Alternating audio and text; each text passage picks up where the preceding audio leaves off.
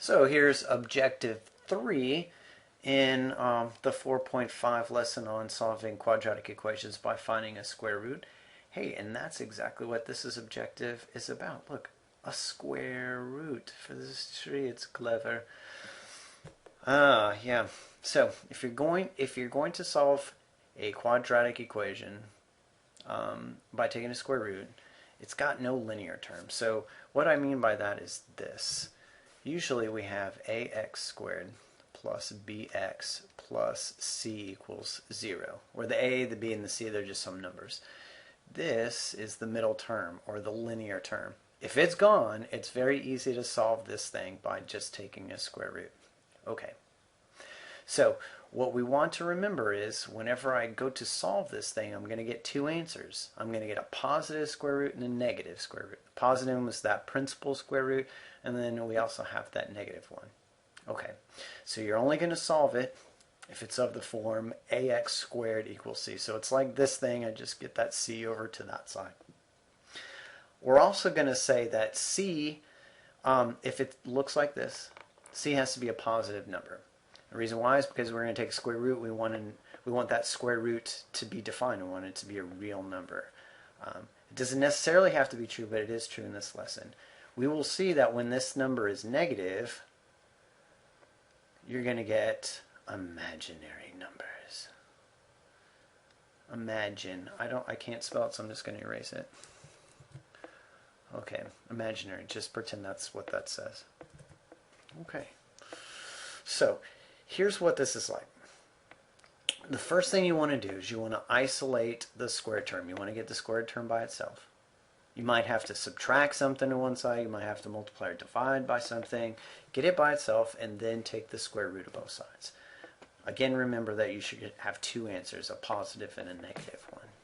So let's try it on this very, very simple equation. Solve 2x squared minus 15 equals 35. Notice I don't have an x term in there. I don't have a linear term. So I can solve this thing by just taking a square root. But I have to get the x squared by itself. So first let's add the 15 over. So adding the 15 over, I get 2x squared equals 50. Now divide by 2 on both sides. I get x squared equals 25. Okay, and then take the square root of both sides. Square and the square root cancel out, and I get x equals the square root of 25. I usually just write it as 5. But remember, I have positive or negative 5. Because if I stick in negative 5 and I square it, I still get 25. So here are my two answers. Okay, here's one that's slightly more complicated. Just let's pretend like that this x minus 4 squared business is like x squared. Just forget about the minus 4 for right now. Let's get it by itself. We're going to get it by itself by multiplying both sides by 3. So that's going to get rid of this fraction. I'm left with x minus 4 squared equals 33. And then I need to get rid of this square here by taking the square root of both sides. When I take the square root of the left side, I'm just going to be left with x minus 4 equals, and then I have both the positive and the negative square root of 33. And then the last thing that I need to do is add the 4 over. X equals 4 plus or minus square root of 33. And those are my two answers. Remember, your two answers look like this. X equals 4 plus square root of 33. Or x equals 4 minus the square root of 33. And you can leave it like this. Now, if this number here is reducible, you'd want to reduce it. Put it in simplest radical form. But we got 33, and that's just 3 and 11, and there's no double factors there. Okay. So what's got to be true about a and c in this little equation for it to have 0 roots, 1 root, or no roots? In other words, 2 answers, 1 answer, or no answers. So let's just go about solving this thing for x and then see what happens, what's got to be true about those letters, variables, I mean. So I've got ax squared equals c. I have to get rid of the a by dividing both sides by a. So I have x squared equals c over a. All right, so far. And now get rid of the squared by taking the square root of both sides. So I have x equals plus or minus the square root of that fraction c over a. So we can't have fractions and square roots, so I've got to break this up. Plus or minus the square root of c over the square root of a. And I can't have a square root on the bottom, so I need to multiply by the square root of a on the top and bottom. Which gives us, I can multiply these together, the radicands, the a and the c together, plus or minus the square root of ac, I just switched the order because I like alphabetical order, over a. So this is what the answer's got to be. So what's got to be true about that in order for for us to have two answers, one answer, or no answers? So the first one, it's all dependent upon this square root. It's all dependent upon the value of AC, because that's what I'm going to take the square root of.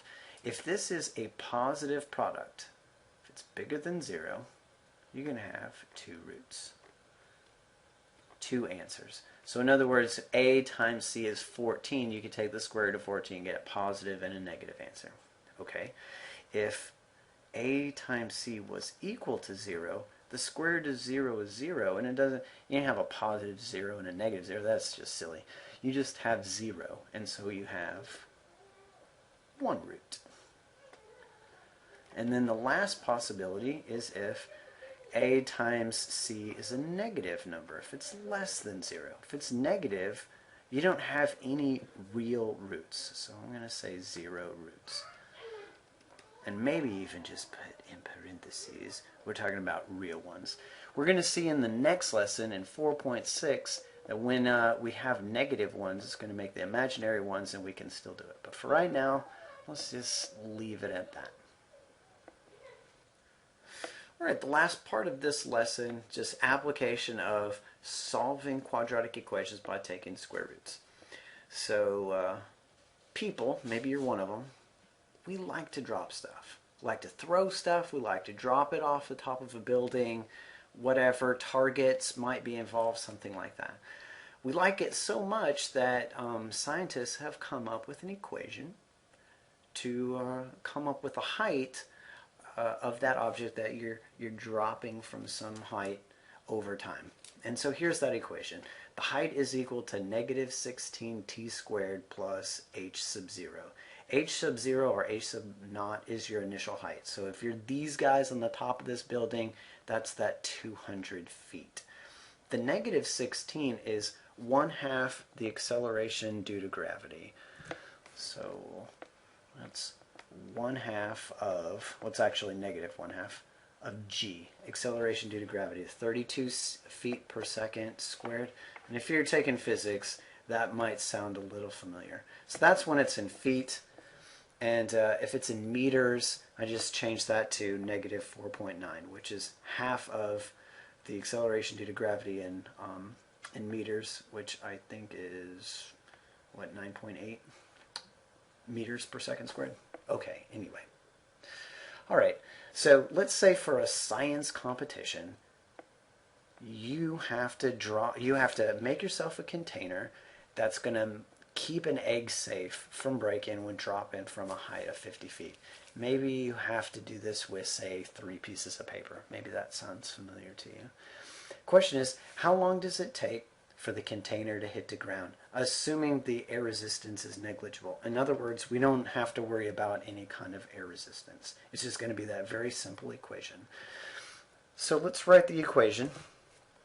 Our height of our object is equal to negative, this is in feet, so it's going to be that 16, negative 16t squared plus the initial height, which is 50. And we want to know how long is it going to take. That's t. What is t equal to? When your height is on the ground, whenever your object's on the ground, so that your height is 0. So here I'm just going to plug 0 in here, negative 16t squared I don't know where that extra equal sign came from. Let me change that real quick. Plus 50. And now let's just solve this thing for t.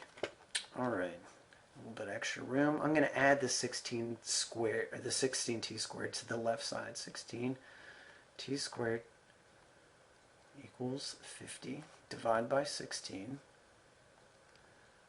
50 over 16.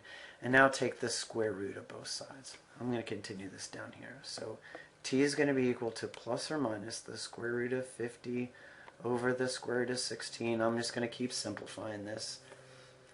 On the top, square root of 50 is divisible by 25. So this is square root of 25 times the square root of 2, which is 5 square roots of 2. And then the square root of 16 is just 4. So I do have two answers, but the negative one doesn't make any sense for this. So I actually just get rid of the negative one, and it's 5 square root of 2 over 4. If I call up my calculator here, and I plug this thing in, let's just see about how much that is. 5 square root 2. Get out of that. And then divide that by 4. And we're talking about 1.77 seconds. I'm going to say 1.8 seconds here. About 1.8 seconds. So not a whole bunch of time. Alright, so that concludes our lesson on solving quadratic equations by taking a square root of both sides. If you look at this last little picture here, this is what's called a random walk, and it's generated by a computer. And for every digit that's in the square root of 2, and this guy that made this did the first 1 million digits, for every digit that's in there, so for example 2 might be in there, I'm going to multiply that 2 times 36 degrees, and that's how much you rotate each one of these little segments. And that's what the square root of 2 looks like for that thing, and it's kind of a cool picture. So we talked about simplifying square roots using some properties, rationalizing the denominator by multiplying by a conjugate. That's that thing 1 plus the square root of 5, 1 minus the square root of 5. And then finally solving those quadratics by finding a square root. All right. Leave your comments or your questions in the comment section below. Answer some questions if you can. And again, I'll try to answer some of those questions myself. All right, see you next time.